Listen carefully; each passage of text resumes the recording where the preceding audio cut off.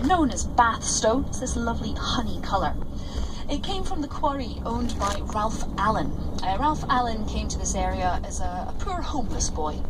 The local postmaster gave him a job delivering the post, and he thought the postal service was rubbish.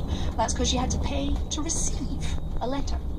I don't know about you guys. If I had to pay once a month to receive the pamphlet from my local pizzeria telling me it's 2-for-1 pizzas on a Tuesday, I'd be ticked off. And that's what Ralph Allen said. So he proposed instead you paid to post the letter. Introduced the postal stamp service, made him a lot of money. With that money, he bought the quarry that supplies the stone that built the Georgian city of Bath. Now the two main architects that we are going to look at are John Wood the Elder and John Wood the Younger. Good imaginative naming of his son going on there. Prior to Bath, what would happen? You'd buy a plot of land, you'd hire an architect, they'd design you a house. Somebody would buy the plot of land next to you, hire a different architect, your house would look very different. You'll notice in Bath there's a real cohesiveness to the design. That is because it's largely the same two architects that have done the whole city. And again, this really complemented and added to it being a World Heritage Site. Now, Georgian Bath, it was a pretty posh place, to put it lightly. A very famous lady lived here, Jane Austen. Set two of her books here, Persuasion and Northanger Abbey. Every year we have the Jane Austen Festival. There is the Jane Austen Visitor Centre. Basically, when you think of Jane Austen, you think of Bath. Which is hilarious, because Jane Austen hated Bath. She thought this place terribly snobby and pretentious. And that's because it was really our first form of tourism, a medical tourism. People came here to partake of the waters.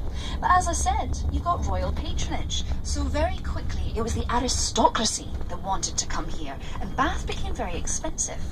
Quite quickly on, the poor people could no longer afford to come here, and it was only the rich. So Ralph Allen, John Wood the Elder, they set up a free hospital here in Bath, known as the Mineral Water Hospital. If you were lucky enough to get to bed there, you'd be given medicine 3 times a day for free. That medicine was a cup of bath water. Most of those people died. Now, I'm not saying the water's not good for you. It is. It is very good for you. Over 43 different minerals in the water, particularly good for your complexion and your digestive system. But if you've got the plague, drinking water is not going to save you. Sorry about that, folks. It's something you'll notice in this area. A few different things. You might notice big sweeping pavements, quite wide pavements in Bath. And that is because this is where the nobility came. And you would come here to see and to be seen. So you would promenade down the pavements, making sure everyone knew that you had enough money to come to Bath.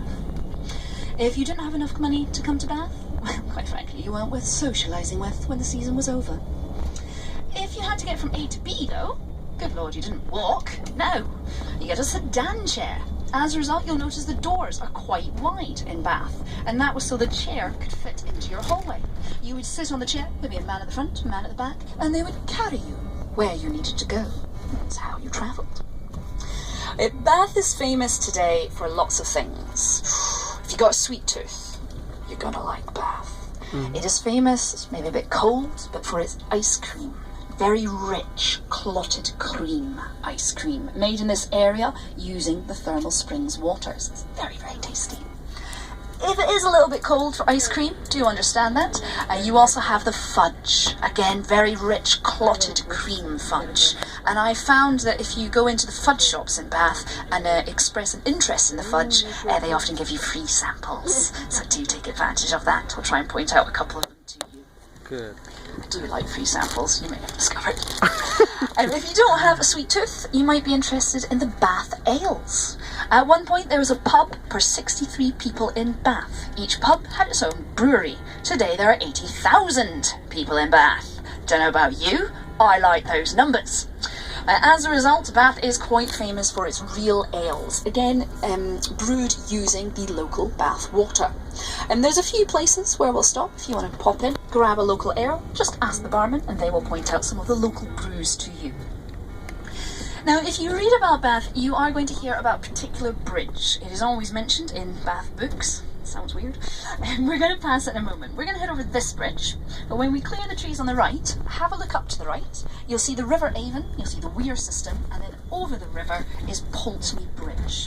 One of only 4 of these bridges left in the entire world today actually has shops all the way along the bridge, rather like the Ponte Vecchio. But not many of these left. London Bridge used to be built on this design, sadly made it easy for fires to cross the River Thames, so we don't allow it anymore. But if you look to the right, that is Pulteney Bridge, a famous little bridge. Beautiful. We are going to be stopping just at the end of this road, so if you do want to walk back, get a nice photograph of it. It is very pretty, and again, it's only a 5-minute walk from where we're going to stop. Now, just so you are aware, the place where we are going to stop today is called Bog Island. Now, we have a time slot. If we overstay that time slot, we will be kicked off. Therefore, I really do need to emphasise that we need to be very good with time at this stop, because it's not my choice. We will have to leave without you. And as I say, it's like £60 back to London. Train station's down to the left, if anybody does need it. What we'll do is Andreas is going to drop us off just in front of us at Bog Island. He then has to leave, so if you come back here and you do not see the coach, please don't panic. He will be back. You will be back, right? Good man, good. He will be back for us. So long as you see each other, myself, it's all good. Once we get off the coach, I'm going to take you guys round to their own baths. I'll point out a few of the nice things to see on the way round as well, and some of the nice little shopping areas. 3:30, 4:30, 5:05. Yep. We're going to meet back here at 5:05, so 5 minutes past 5 back here. This is called Bog Island. It used to be a bog, it's on reclaimed land.